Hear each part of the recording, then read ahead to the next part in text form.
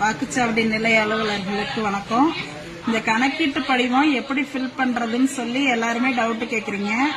இதுல பாத்தீங்கன்னா 2025 வாக்காளர் பட்டியலில் இருக்கிறவங்களோட விவரம் மேல இருக்கு.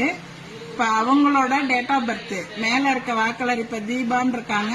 அவங்களோட டேட் ஆஃப் பர்த் அவங்களோட ஆதார் கார்டை கேட்டு வாங்குங்க.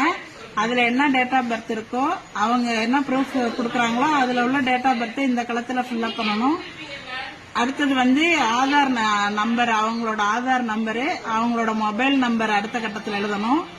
அடுத்த கட்டத்துல தந்தை பெயர், தந்தை அல்லது பாதுகாவலர் அப்படின்னா அவங்க தந்தையோட பெயர் தான். தந்தையோட பெயரை எழுதுங்க. தந்தைக்கு ஓட்டர் ஐடி நம்பர் இருந்ததுன்னா ஓட்டர் ஐடி நம்பரை இதுல எழுதுங்க. அடுத்தது அவங்களோட அம்மாவோட பெயரு, அவங்களோட அம்மா பெயர் இங்க, அவங்களோட வாக்காளர் அடையாள அட்டை எண்ணு இங்க போடணும்.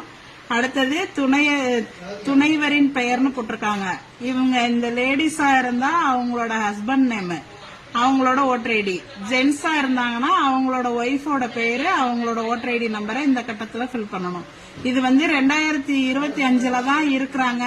2002 அவங்களுக்கு ஓட்டு இல்ல அப்படின்னாக்க இதை மட்டும் நீங்க ஃபில் அப் பண்ணி கீழே வாக்குச்சாவடி இது அவங்கள்ட்ட கையெழுத்து வாங்கிக்கிட்டு கீழே நீங்க சைன் பண்ணி கொடுத்துட்டா போதும்.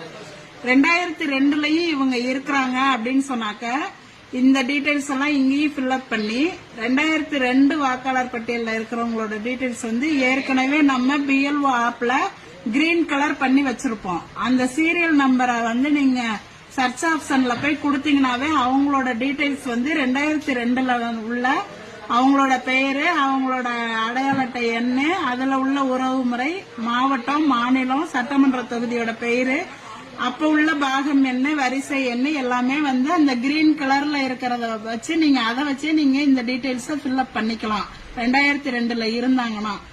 அப்படி 2002ல இவங்களுக்கு ஓட்டு இல்ல அப்படின்னு சொன்னாக்க அவங்களோட உறவினர் யாராவது, அதாவது அப்பாவோ அம்மாவோ, இந்த மேல உள்ள வாக்காளரோட அப்பாவோடதோ அம்மாவோடதோ 2002ல இருந்துச்சுன்னா அதோட டீடைல்ஸ நீங்க இந்த சைடு எழுதணும்.